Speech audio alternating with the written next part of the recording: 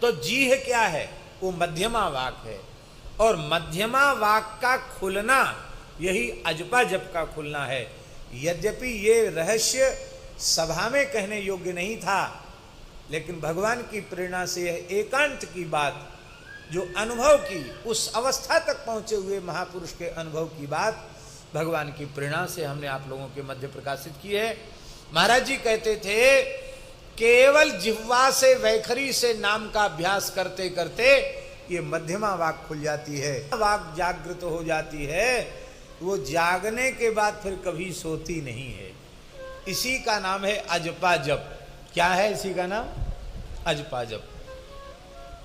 फिर आप गंभीर निद्रा में हैं तो भी आपका नाम रुकेगा नहीं, नाम चलता रहेगा। जीह देहरी द्वार, तुलसी भीतर बाहिर, जो चाहसी जिया। ये घृत दीप नहीं है, वर्तिका तुलिका वाला दीप नहीं है, ये मणिदीप है, मणि प्रदीप है ये। जीह देहरी द्वार, देहली दीप का न्याय होता है। देहली पर दीपक रखो तो बाहर भी प्रकाश और भीतर भी प्रकाश। जीह क्या है? यद्यपि जिह्वा के अर्थ में ही जीह शब्द का प्रयोग होता है कई जगह, लेकिन पूज्य सदगुरुदेव भगवान श्री पहाड़ी बाबा जी महाराज एक बड़ी विलक्षण बात कहते, नाम जीह जप जागहि जोगी। वो अनेक उद्धरण देते थे महाराज जी, बोले जिह्वा अलग है और जीह अलग है। वो कहते जीह क्या है? पूज्य गुरुदेव महाराज जी के शब्द हैं। महाराज जी कहते थे जीह माने होता है मध्यमा वाक। 4 प्रकार की वाणी है, परा, पश्यंती, मध्यमा और वैखरी। ये 4 प्रकार की वाणी है। और महाराज जी वेद में तो लिखा है, चत्वारि वाक् परिमिता पदानि तानि विदुर्ये ब्राह्मणाः मनीषिणः गुहात्रीणि निहिता निंगयन्ति तुरीयं वाचो मनुष्या वदन्ति। भाष्यकार ने भी इसको धृत किया है। इसका अर्थ है 4 प्रकार की वाणी है, परा, पश्यंती, मध्यमा, वैखरी।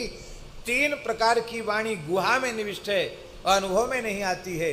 तुरीयम वाचो मनुष्या वदंती, वैखरी वाणी में ही हम सबका व्यवहार चलता है, किंतु जो उन भीतर गुहा में छिपी हुई तीनों वाणियों का अनुभव करते हैं, तएव मनीषिणः, वे ही मनीषी हैं, तएव ब्राह्मणाः, वे ही ब्राह्मण हैं, वे ही मनीषी हैं, ऐसा उन्होंने कहा है, भगवान वेद ने कहा है। तो जीह क्या है? वो मध्यमा वाक है, और मध्यमा वाक का खुलना यही अजपा जप का खुलना है।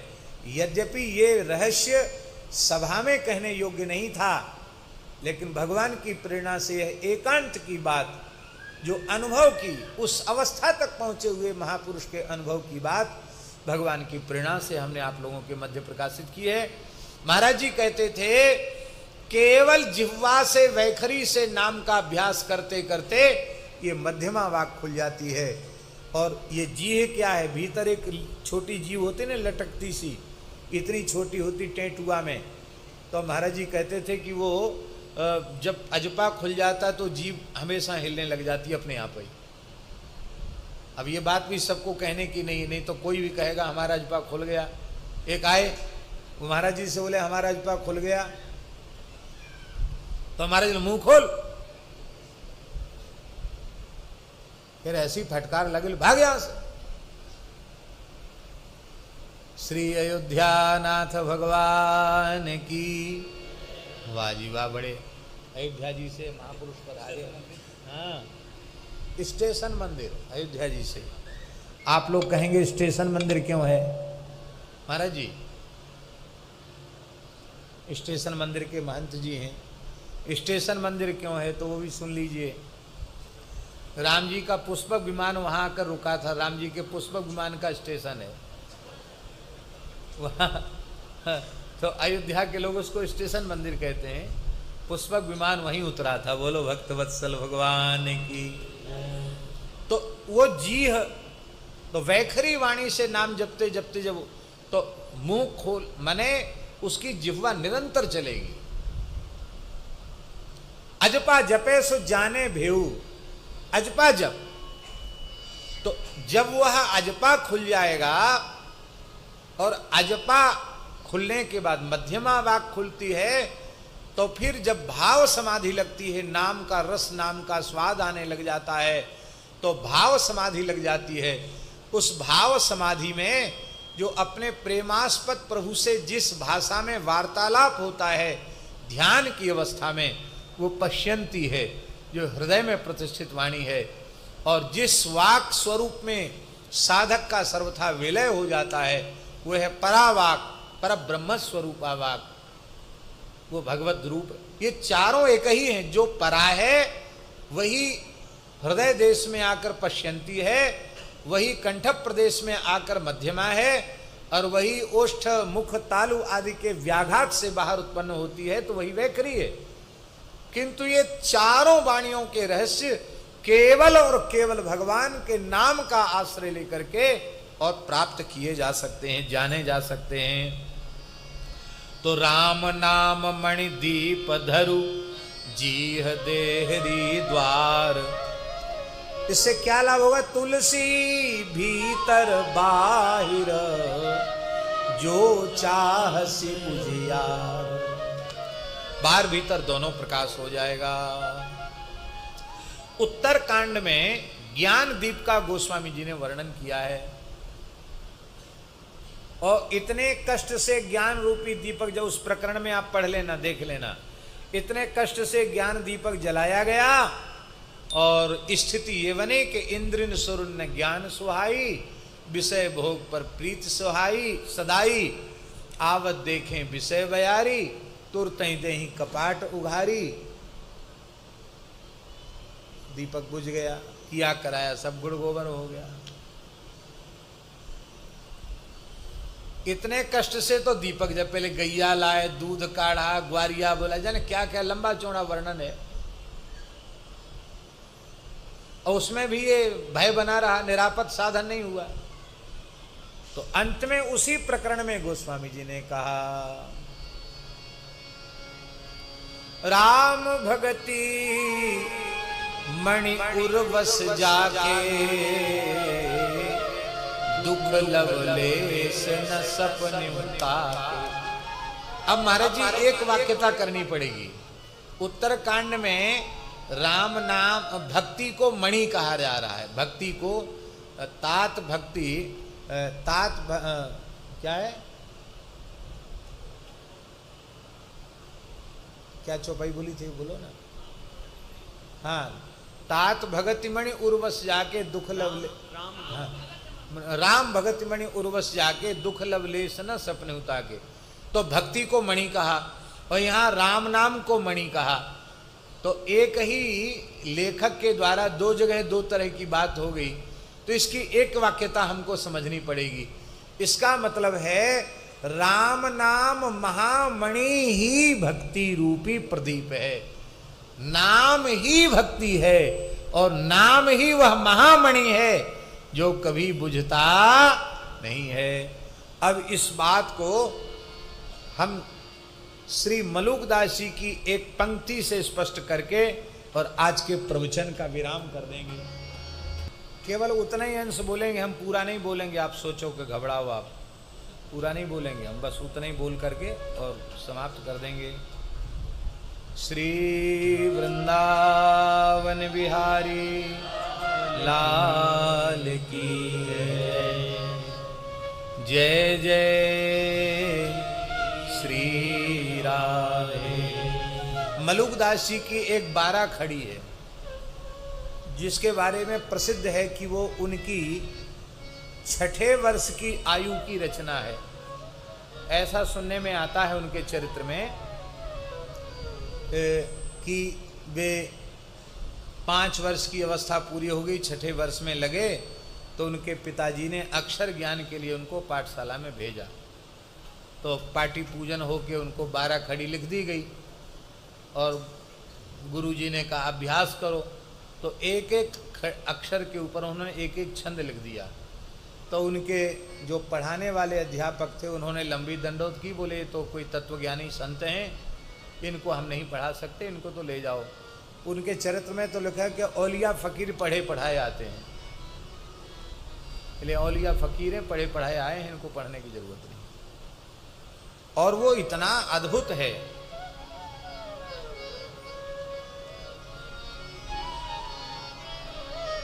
केवल राम भजो रे भाई, केवल राम भजो रे भाई, केवल राम भजो रे भाई, केवल राम भजो रे भाई, केवल राम भजो रे भाई, केवल राम भजो रे भाई। अब देखो का है सबसे पहले 12 अक्षर में, का फिर खा फिर गा। का कक्का कृष्ण मुरारी सकल घट जाते गोई, कक्का कृष्ण मुरारी सकल घट जाते गोई, करे करावे आप और दूजा नहीं कोई, करे करावे आप और दूजा नहीं कोई, काटे संकट दास के करुणा में भगवान, काटे संकट दास के करुणा में भगवान, काम क्रोध मद लोभ में कूड़े सो अभिमान, हाँ काम क्रोध मद लोभ में कूड़े सो अभिमान, केवल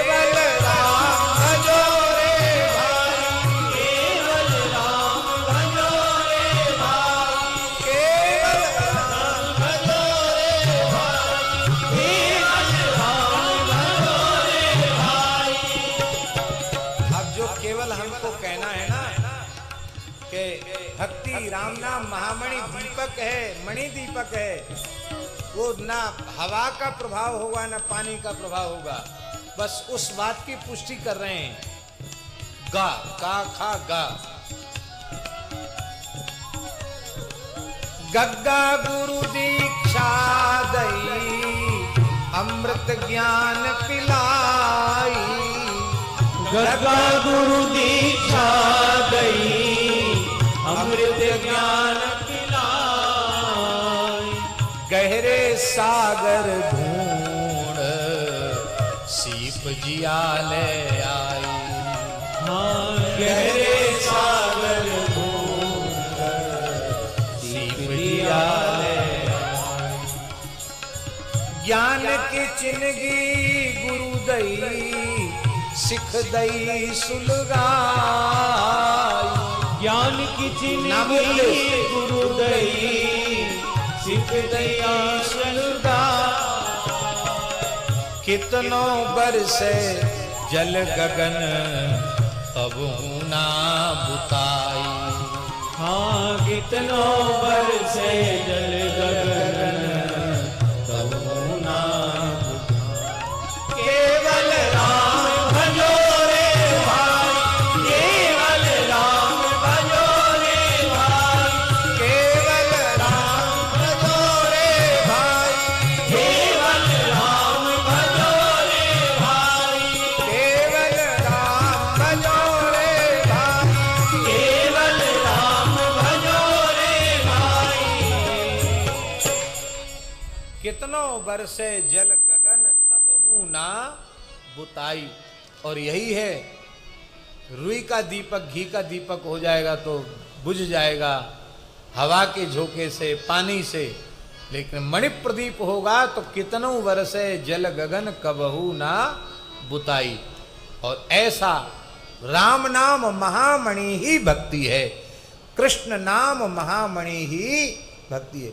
यहाँ श्री सनातन गोस्वामी जी भजन कर रहे थे आदित्य टीला पर, एक ब्राह्मण आ गया, उसको शंकर जी ने पारसमणि दे दी थी, कहा था इतने साल रहेगा, बाद में तुम्हारे पास से चला जाएगा। तो उसने सोचा चलो किसी महात्मा को दे दें, दान का पुण्य भी मिल जाएगा, महात्मा से दीक्षा ले लेंगे।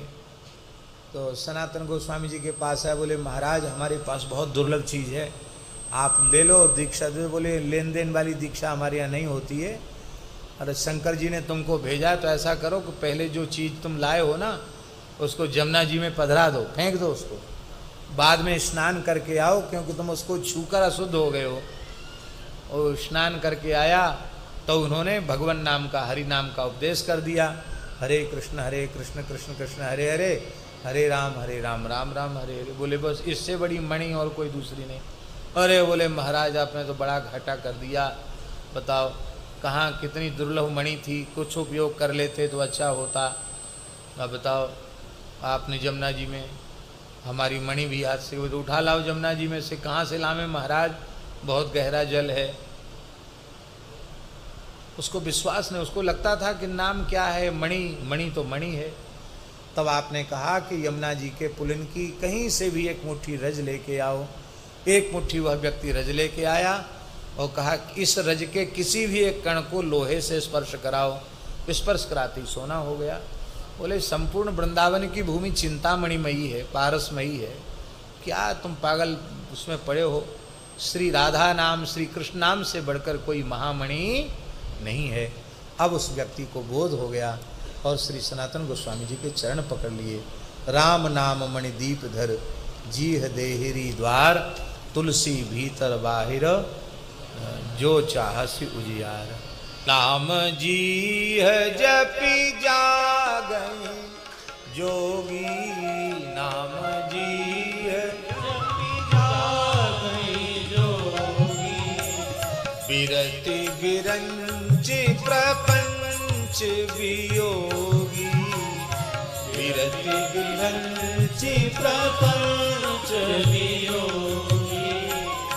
ब्रह्म सुखहि अनुभवहि अनूपा, ब्रह्म सुखहि अनुभवहि अनूपा। अकथ अनामय नाम न रूपा, अकथ अनामय नाम न रूपा। अब यहाँ फिर जीह आ गया, पहले जी आया ना, राम नाम मणिदीप धरु जीह देहरी द्वार। अब फिर इस चौपाई में कह रहे हैं नाम जीह जप जागहि जोगी। नाम जीह जप जागहि जोगी का अर्थ है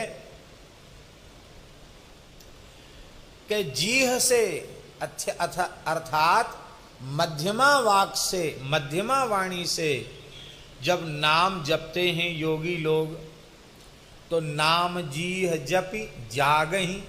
जागहि का अर्थ है वे निरंतर जागृत रहते हैं, कभी सोते नहीं हैं।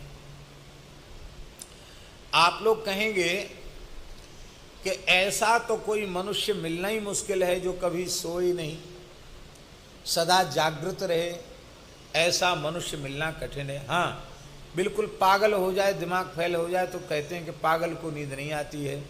पागलों का इलाज किया जाता तो उनको भी इंजेक्शन दे करके ज़बरदस्ती सुलाने का प्रयास करते हैं कि कैसे भी ये सो जाएं तो उनका पागलपन कुछ कम हो जाए। पागलों को सोने की दवाई दी जाती है, सोना तो बहुत जरूरी है। ये जागना क्या है?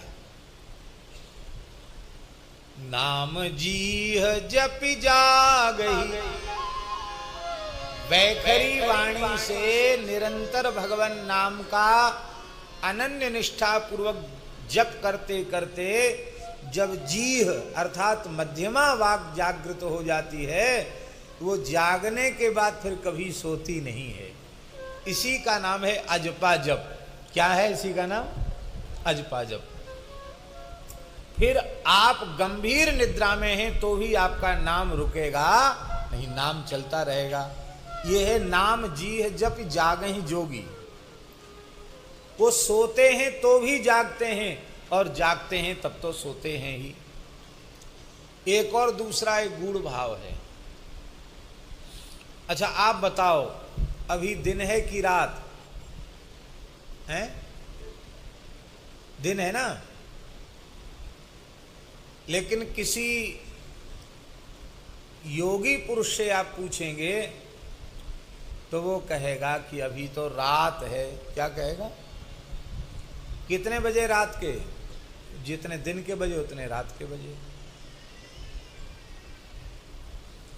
आप कहोगे बात समझ में नहीं आई। आप समझ में आने की चीज ही नहीं तो कैसे समझ में आएगी?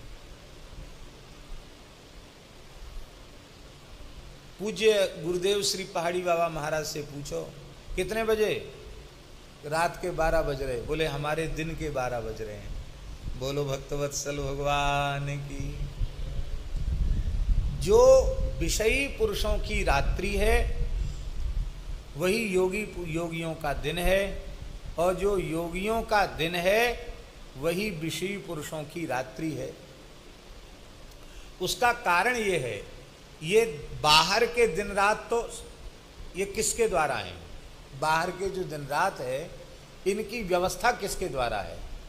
इनकी व्यवस्था सूर्य और चंद्र के द्वारा है। सूर्य होगा तो दिन होगा और चंद्रमा होगा तो रात्रि होगी। तो योगी पुरुष दिन भर चंद्रस्वर रखते हैं, इसलिए चंद्र नाड़ी को जागृत रखने के कारण उनका दिन रात्रि हो जाता। जग तो रही हैं, पर रात्रि को जो शरीर को विश्रांति मिलनी चाहिए, इंद्रियादि को विश्रांति मिलनी चाहिए, वो चंद्रस्वर को जागृत रखने से उतनी शीतलता, उतना विश्राम, उतनी ऊर्जा शरीर को प्राप्त हो जाती है। और संपूर्ण रात्रि को वे सूर्यस्वर को जागृत रखते हैं, अपनी पिंगला नाड़ी को जागृत रखते हैं। इड़ा, पिंगला, सुषुम्ना ये 3 नाड़ियां प्रधान हैं। तो रात्रि को सूर्य नाड़ी को जागृत रखने के कारण उनको जागहि जोगी। इसी को श्रीमद् भगवद गीता में भगवान श्री कृष्ण ने कहा, या निशा सर्वभूतानाम तस्याम जागृति संयमी। यही है संयमी का अर्थ। एक अर्थ ये भी है। तो जब अजपा खुल जाता है, नाम खुल जाता है, मध्यमा वाक खुल जाती है, अपने आप शरीर के सारे चक्र, सारी नाड़ियां शोधित हो जाती हैं, तो स्वाभाविक रूप से दिन में चंद्रस्वर और रात्रि में सूर्यस्वर चलने लग जाता है। तो वे हमेशा जागृत ही माने जाते हैं, वो कभी सोए हुए माने जाते नहीं हैं। तो आप कहेंगे कि इस प्रकार से नाम जपते जपते जब मध्यमा वाक से नाम उच्चरित होने लग जाता है, अजपा आरंभ हो जाता है, और फिर वह नाम शुरू होने के बाद फिर कभी बंद होता नहीं है, वो निरंतर चलता है नाम। रोम रोम से नाम उच्चरित होता है। रोम रोम हर ठौर से भाई, ररंकार धुन होई सदाई। जब निरंतर भगवान का नाम चलने लग जाता है तब क्या होता है? बोले राम सिया सबके पितु मान, हर दम सन्मुख करे दिखाई, हर दम सन्मुख करे दिखाई। फिर निरंतर आराध्य का दर्शन होता रहता है। लेकिन इस प्रकार का जो नाम जप है, नाम जी है जप जागहि जोगी, ये जो नाम जप है, इस नाम जप का दिव्य फल क्या है? बोले इस नाम जप का दिव्य फल भगवद अनुराग तो है ही, उसमें तो कोई संदेह है ही नहीं।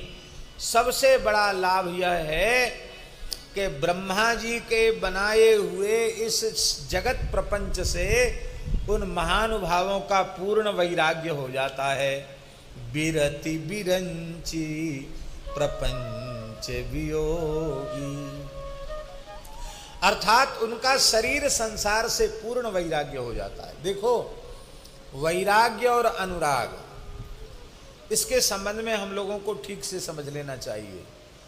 शरीर संसार में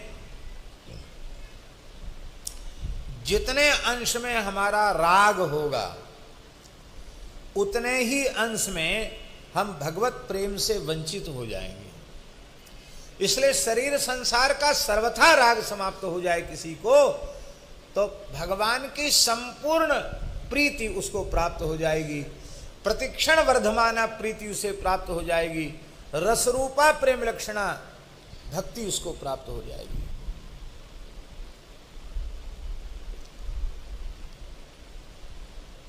आज सवेरे सवेरे हम सुन रहे थे कैसेट में परम श्रद्धेय स्वामी श्री राम सुखदास जी की वाणी। स्वामी जी बहुत अच्छी बात कह रहे थे। स्वामी जी कह रहे थे कि संपूर्ण प्रीति का लक्षण क्या है, परिपूर्णानुराग का लक्षण क्या है। बोले परिपूर्णानुराग के दो लक्षण हैं। एक लक्षण तो है कि वह अनुराग कभी घटता नहीं है, वो प्रतिक्षण वर्धमान होता है, एक लक्षण तो ये है। और दूसरा लक्षण ये है कि इस प्रकार का प्रेम अनुराग जिसे प्राप्त हो जाएगा उसका शरीर संसार से सर्वथा वैराग्य हो जाएगा। उदाहरण बोले ब्रजगोपी। और बड़ी सुंदर व्याख्या स्वामी जी कर रहे थे। आसा महो चरण रेणुजुषा महं श्याम वृंदावने किमपि गुल्मलतौषधीनां या दुस्त्यजं स्वजनमार्यपथं च हित्वा भेजुर्मुकुन्द पदवीं श्रुतिभिर्विमृग्याम्। आपका शरीर संसार के प्रति राग है तो संसार के व्यवहार व्यापार संपर्क संबंध को आप बनाए रखने में अपनी संपूर्ण शक्ति लगा देंगे, उसको तोड़ना नहीं चाहेंगे। भैया संसार में रहना, संसार से ही संबंध तोड़ के कहाँ जाएंगे। और पारलौकिक भोगों में रुचि है तो आप वैसा ही करेंगे जिससे मरने के बाद भी स्वर्गादि लोक उत्तम लोक प्राप्त हो, अनंत सुख प्राप्त हो। यही तो करेंगे कि नहीं करेंगे। पर गोपियां स्वजनों का भी त्याग कर दिया उन्होंने। और आर्यपथ का फल है स्वर्गादि लोकों की प्राप्ति, उसका भी त्याग कर दिया। अरे कोई हमसे कहे कि ये कैसी कुल वधुएं हैं जो नंद के लाला के प्रति इतना अनुराग रखती हैं, और ये तो गलत रास्ता है और इससे तो नरकों में जाना पड़ेगा। अरे भैया वो स्वर्ग जिसको चाहिए हो और नरक से जिसको भय हो उसको ये बात सुनाओ।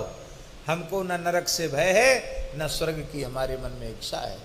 तो स्वजन मार्य पथन चहित्वा, स्वामी जी ने कहा कि लोक वेद का त्याग ये संपूर्ण वैराग्य का प्रतीक है।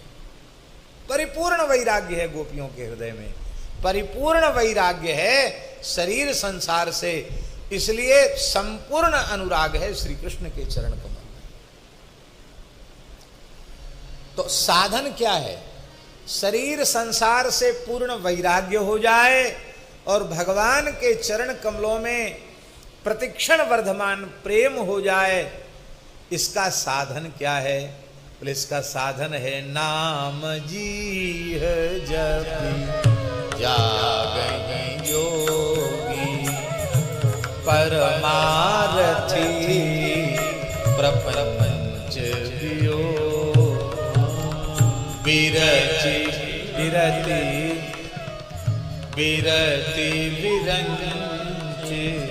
प्रपंच वियो।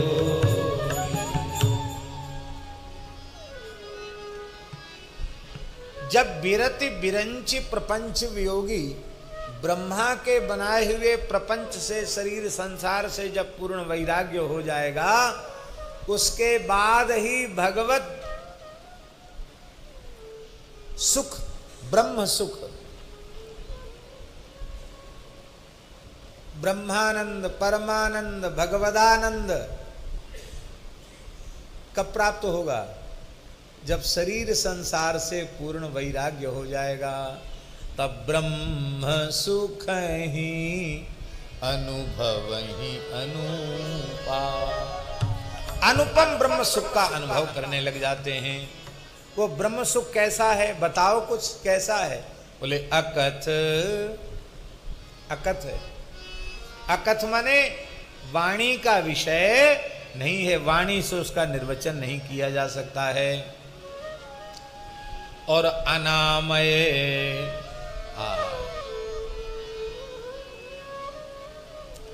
आमय माने क्या होता है? आमय माने होता है व्याधि, हैं? हाँ हाँ, विकार रोग को आमय कहते हैं। तो अनामय माने होता है निर्विकार। ऐसे ब्रह्म सुख का अनुभव करते हैं जो अनिर्वचनीय है और जो निर्विकार है, न जिसमें प्राकृत नाम है और न जिसमें प्राकृत रूप है। नाम भी है तो वह सच्चिदानंद है और रूप भी है तो वह सच्चिदानंद ही है। बोले हमको तो दोनों चाहिए, शरीर संसार से पूर्ण वैराग्य भी चाहिए और भगवान के चरण कमलों में प्रतिक्षण बढ़ने वाला प्रेम भी चाहिए। हमको तो दोनों चाहिए।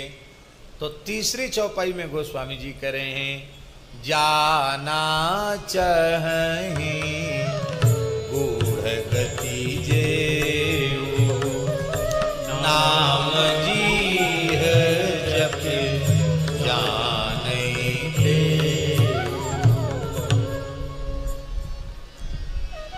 कहते हैं इस भगवत तत्व ब्रह्म तत्व की गूढ़ गति को जो जानना चाहते हैं, उनको भी यही एकमात्र साधन है कि वो जीह से निरंतर नाम का जप करें तो संपूर्ण भगवत रहस्य वे जान जाते हैं।